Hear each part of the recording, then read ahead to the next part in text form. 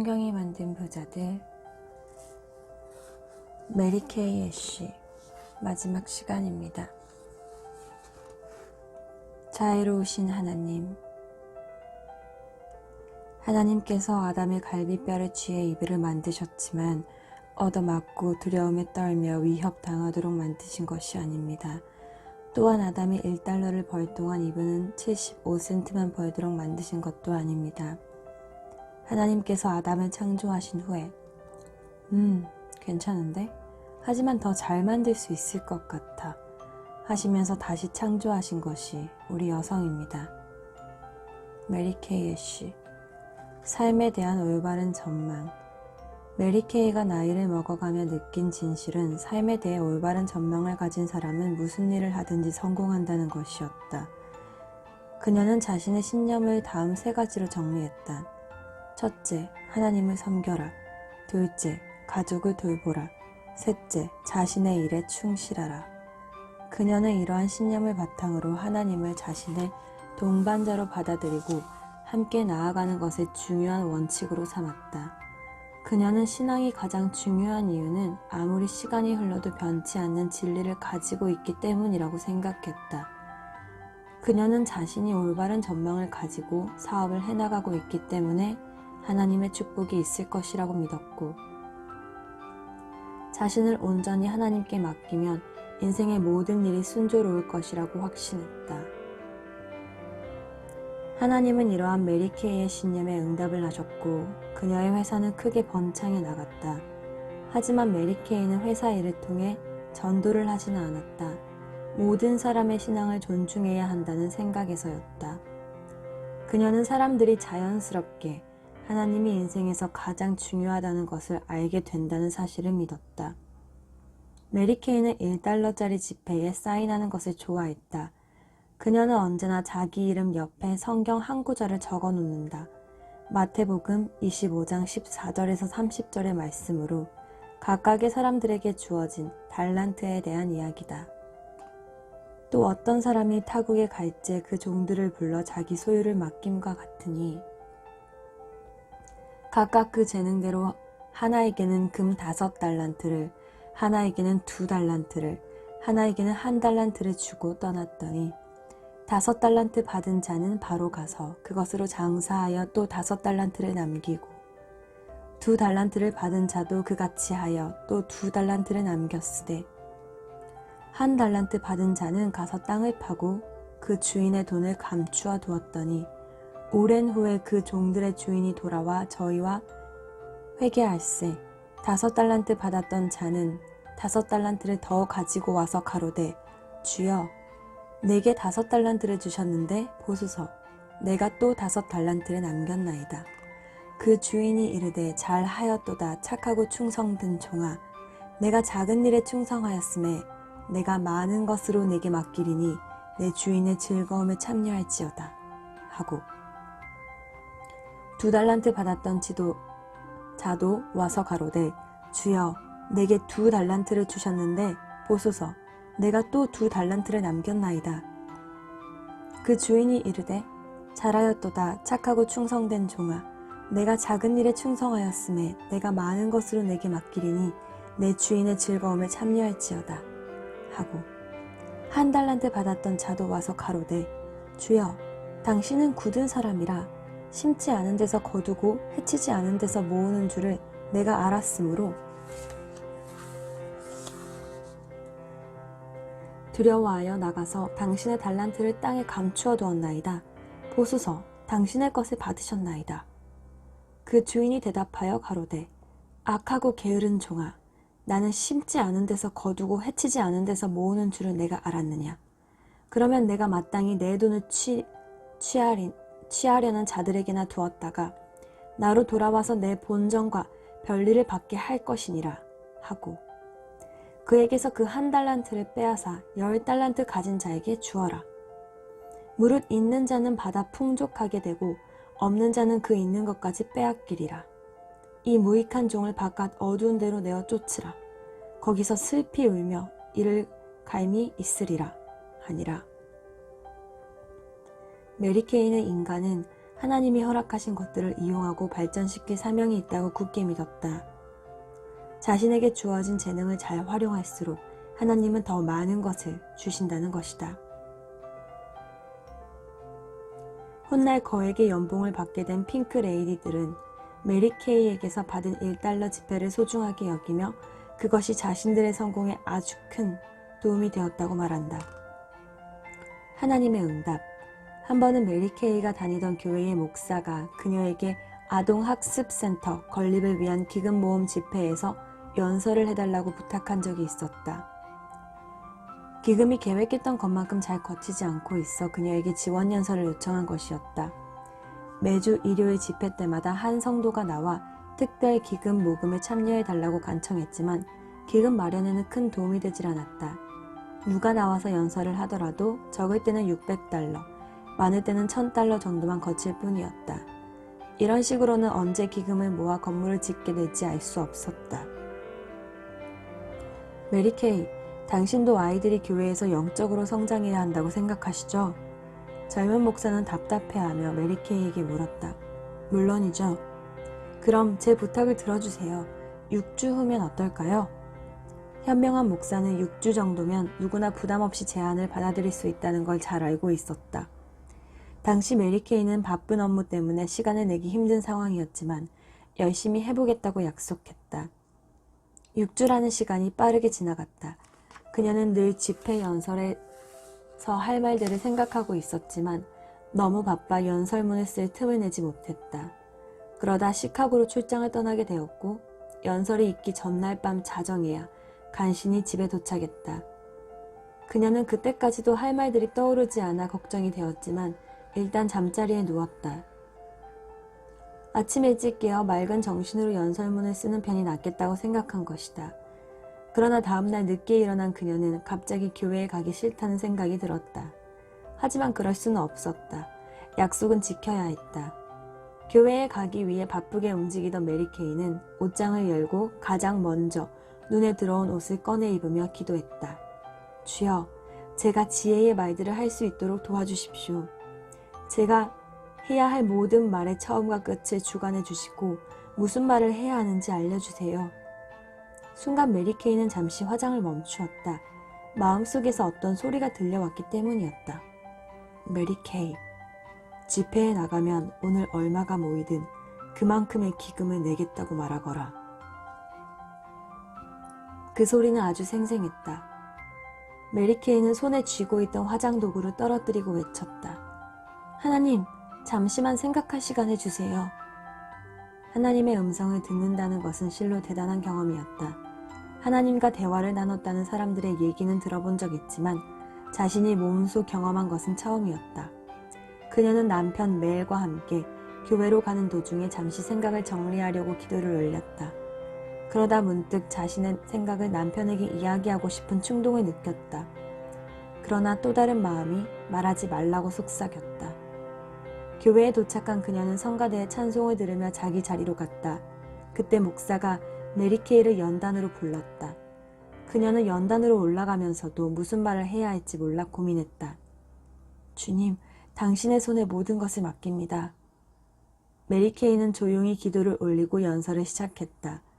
잠시 후 그녀는 주일학교에서 아이들을 가르쳤던 경험에 대해 이야기하고 있는 자신을 발견했다.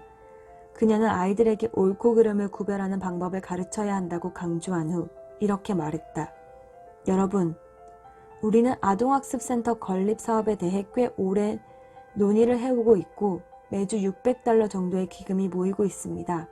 $1000가 모이는 주에도 있지만 이런 식으로는 우리 아이들이 손자를 볼 나이가 되어도 건물을 짓지 못할 겁니다. 우리는 방법을 달리해야만 합니다. 저는 오늘 기금이 얼마가 모일지 전혀 알지 못합니다. 하지만 오늘 모이는 기금만큼 저도 내도록 하겠습니다.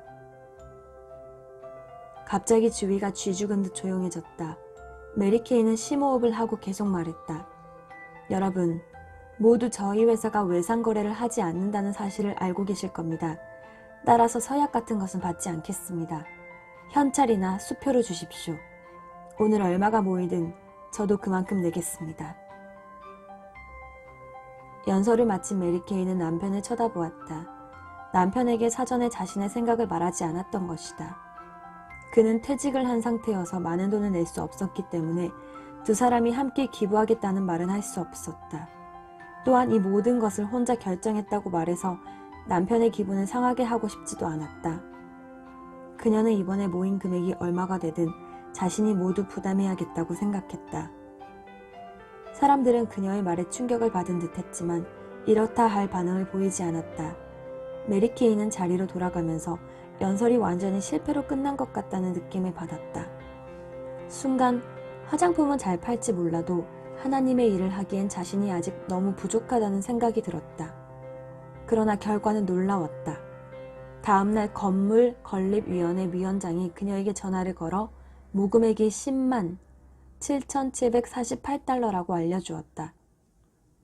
10만 7,748달러라니 그 돈이면 건물 공사를 시작하기에 충분했다. 하나님은 정말 놀라운 방식으로 그녀의 기도에 응답해 주셨던 것이다. 그러나 한편으로는 걱정이 되었다. 예상을 훨씬 벗어난 금액이었기 때문이다. 돈이 들어오면 곧바로 재투자를 했던 그녀의 통장에는 그만한 현금이 없었다. 유일한 해결책은 다음 거래를 취소하고 은행에 융자를 신청하는 것이었다. 그녀의 사정을 알고 있던 위원장은 그럴 필요가 없다고 했지만 그녀는 자신이 한 약속이니 반드시 지키겠다며 건물위원회 분들에게도 자신이 정말로 원해서 하는 일이라는 것을 꼭 알려달라고 말했다. 메리케이는 전화를 끊고 하나님께 기도했다. 10만 7,748달러는 그녀에게도 큰 돈이었던 것이다. 하나님, 저를 여기까지 인도하셨으니 이제는 저를 구원해 주셔야 해요. 그 돈을 어떻게 마련하면 좋죠? 그 순간 다시 전화벨이 울렸다. 전화를 건 사람은 둘째 아들 리처드였다. 어머니, 우리가 유정을 사두었다는 것 기억하고 계시죠? 방금 전에 2군데 유정을 굴착했는데 원유를 발견했다는 연락이 왔어요. 2군데 모두에서요. 이제 그 유정의 가치는 짐작하기 힘들 정도가 됐어요. 조용히 듣고 있던 메리케이는 문득 이상한 느낌을 받았다. 이번 달에 받으실 목만 10만 달러가 넘어요. 리처드의 이 말을 듣고 그녀는 하나님이 이미 모든 것을 마련해 놓으셨다는 사실을 알 수 있었다. 그날 오후 메리케이는 은행에서 기부금을 빌려 감사하는 마음으로 교회로 가져갔다. 메리케이 애쉬 자선재단 1980년 메리케이는 비영리 단체인 메리케이 애쉬 자선재단을 설립하고 여성들에게 발병하는 유방암, 난소암, 자궁암 등의 진단과 예방 및 치료를 위한 기금을 출연했다. 메리케이 애쉬 자선재단은 미국을 비롯한 전 세계에서 여성 암 질환 치료는 물론 여성에 대한 폭력 방지 기금 모금 활동을 활발히 벌이고 있다. 이로 인해 메리케이는 훌륭한 미국 시민에게 주는 호레이쇼 엘저상 등 수많은 상을 받았다. 메리케이사 역시 여러 차례 포춘 500대 기업, 가장 일하고 싶은 미국 100대 기업, 여성을 위한 10대 기업 등에 선정되었을 정도로 인정받고 있다. 메리케이는 수백만 여성들에게 매혹적인 삶으로 향하는 문을 열어준 성공한 기업인이었지만 늘 겸허한 자세로 자선을 행하기 위해 노력했다. 사람에게 보이려고 그들 앞에서 너희 의를 행치 않도록 주의하라. 그렇지 아니하면 하늘에 계신 너희 아버지께 상을 얻지 못하느니라. 그러므로 구제할 때에 외식하는 자가 사람에게 영광을 얻으려고 회당과 거리에서 하는 것 같이 너희 앞에 나팔을 불지 말라. 진실로 너희에게 이르노니 저희는 자기 상을 이미 받았느니라. 너는 구제할 때에 오른손이 하는 것을 왼손이 모르게 하여 내 구제함이 은밀하게 하라. 은밀함 중에 보시는 너희 아버지가 갚으시리라. 마태복음 6장 1절에서 4절. 그녀는 소박한 일상의 즐거움을 즐길 줄 아는 가정적인 여성이기도 했다. 일찍 퇴근해 학교에서 돌아오는 아이들을 따뜻하게 맞아주었던 자상한 엄마였고 남편을 위해 맛있는 저녁을 차려주었던 아내였다. 그녀는 또한 뛰어난 재담꾼이기도 했다. 그녀의 재치 넘치는 말은 따뜻한 마음만큼이나 빨리 전해져 사람들을 즐겁게 해주었다. 유쾌한 일 중독자였던 메리케이는 여성들을 발전시키는 일을 다른 어떤 활동들보다 좋아했다. 메리케이는 이렇게 말했다. 나에게 있어 삶은 금세 꺼져버리는 촛불이 아니다. 삶은 죽기 직전까지 환하게 불태우고 싶은 눈부신 횃불이다. 메리케이의 이러한 정신은 현재 100만 명이 넘는 여성들에게 이어져 그들의 삶을 환히 비춰주고 있다. 사회에서 번 돈을 사회에 환원하는 노블리스 오블리제를 실천하며 살았던 메리케이. 그녀는 지금 세계에서 가장 존경받는 기업인 중 한 명이 되었다. 영혼 없는 몸이 죽은 것 같이 행함이 없는 믿음은 죽은 것이니라. 야고보서 2장 26절. 성공의 비결, 상사, 부하 직원, 동료, 독립 뷰티 컨설턴트, 우편 배달부 등 모든 사람이 내가 중요한 사람으로 느끼도록 만들어 달라는 주문을 목에 걸고 있다고 생각하십시오. 그러면 그들을 진심으로 그리고 가치 있는 존재로 대할 것이며 그 마음은 온전히 그들에게 전해질 것입니다. 메리케이 애쉬. 성공한 사람들의 유형. 메리케이 애쉬는 세상에서 다음과 같은 4가지 유형의 사람들이 있다고 보았다. 무슨 일을 성취해내는 사람, 남이 성취하는 것을 지켜보기만 하는 사람, 남이 성취한 것에 감탄하는 사람, 무슨 일이 일어났는지 깨닫지도 못하고 사는 사람. 그녀는 아주 어렸을 때부터 첫 번째 유형의 사람이 되고 싶었다. 성공한 사람들에게는 다른 사람들과 구분되는 그들만의 개성과 목표, 능력이 있다는 것을 알게 된 것도 그때였다. 그녀는 성공한 사람들은 다음과 같은 5가지 특징을 가지고 있다고 분석했다. 뚜렷한 목표와 열정, 자제력, 부단한 노력, 결단력, 배려. 메리케이 코스메틱은 여성들을 위한 회사로 많은 여성들에게 자극을 주고 동기를 부여함으로써 그들의 인생을 변화시켰다. 그녀는 꿈을 이루기 위해서는 부단한 노력을 해야 한다며 다음과 같이 말했다. 여자라고 사업에서 성공하지 말라는 법은 없다. 직관력과 예지력, 생산과 시장에 대한 지식, 배짱, 판단력, 일관성. 컴퓨터만 있으면 누구나 성공할 수 있다. 여성의 손길이 닿는 것은 무엇이든 고귀하게 변할 것이다. 우리는 오래도록 여성의 미덕으로 존중받아온 명예, 성실, 사랑, 정직 등의 장점을 개발하기 위해 노력해야 한다.